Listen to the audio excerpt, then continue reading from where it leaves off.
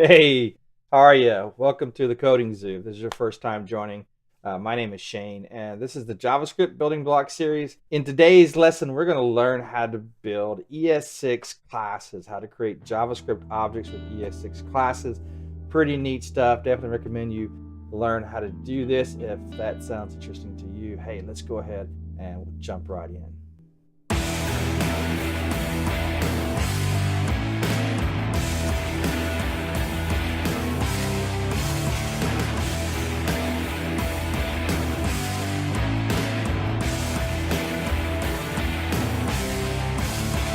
So one key thing you need to know when you're using this class is it is not hoisted like a function is. So if I were to move this above that definition of the class, just like I have this above the definition of the factory function, what would happen? If class is not hoisted, you'll probably get an error. So let's refresh it, and it didn't run the code.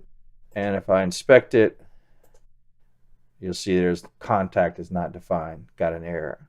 That's one thing to watch out for. You have to define your classes up front in your code. They are not hoisted. Okay, I'm going to move that back down.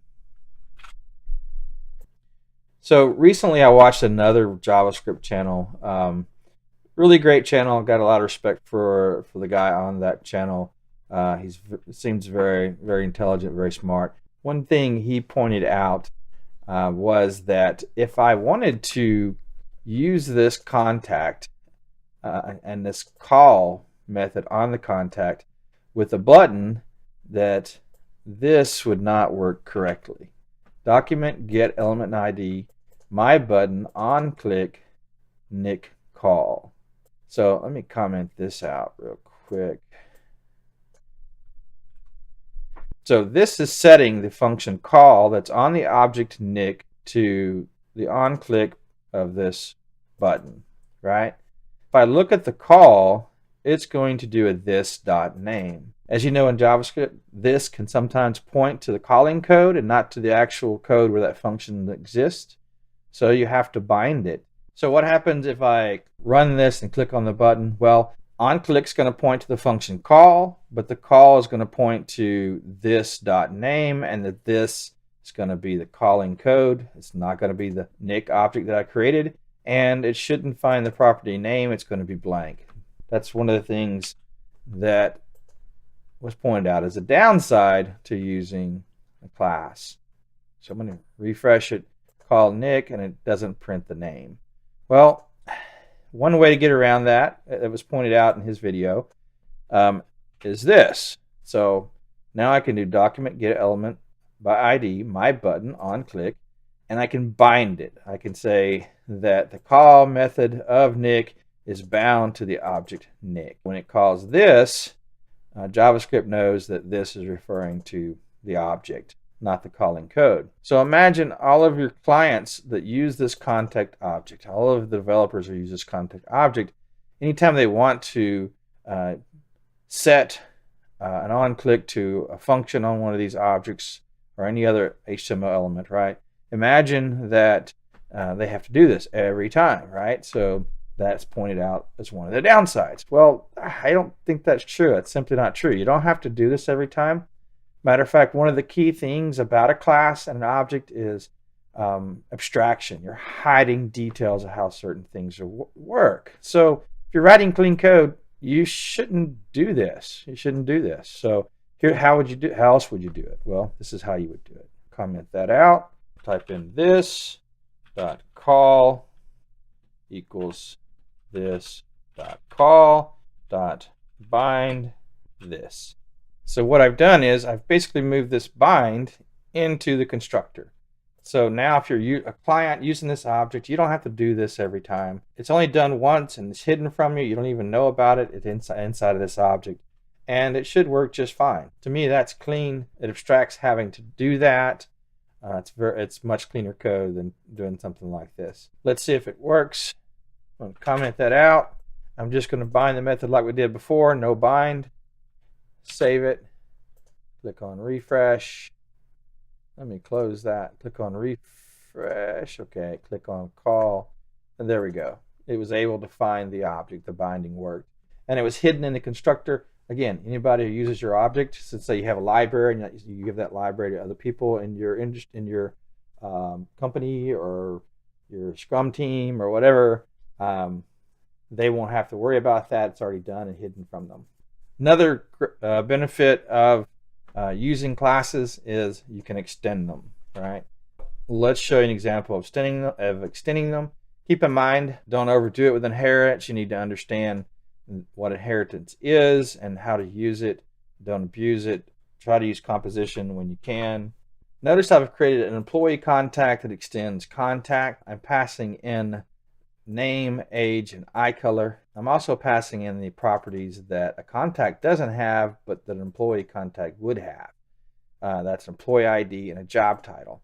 Now, imagine I wanted to create a object that represents a monster. Well, a monster could have a name, a monster could have an age and an eye color, but is a monster a contact? Well, only in the monster world, but not in real life. So what I'm trying to explain is that when you have a class, a subclass that extends another class, that subclass should be a type of contact, right?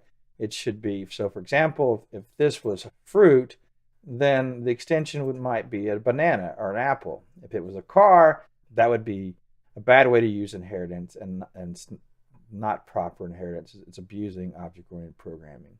So the whole point is I'm extending a contact and creating a new type of contact. So you'll notice I have a constructor.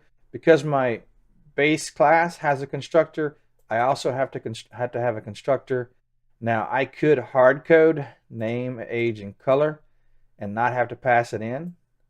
I could do that in the constructor, but in this case we're going to pass it in. Name, age, eye color, and we have these other two properties. Now notice I'm calling super. Well, this constructor is going to run using super. It's going to call the base constructor and set name, age, and eye color, and then I'm going to add two more properties using the employee ID and the job title values that are passed in. I also added a method call, which overrides the base method call. And since I'm doing super, I don't have to do this super, but since I am doing super.call, it's going to run the base call method first, and then it's going to write out text. Let's go ahead and I'm going to comment that out real quick just to show you how that works. Save this. Now I've got my employee equals new employee contact. I'm passing in all the properties, and then I'm calling call. Now we should see test written here. I'm going to add in a couple of line breaks. Save it. Go here, press refresh.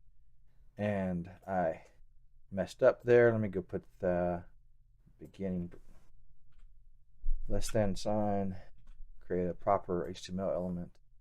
So there we go. There is our test. So I was able to create an employee contact object, and I was able to call it. That object extends the contact. Now, how do I know that the name was stored correctly using super? Well, let's try that. Let's print out the name. So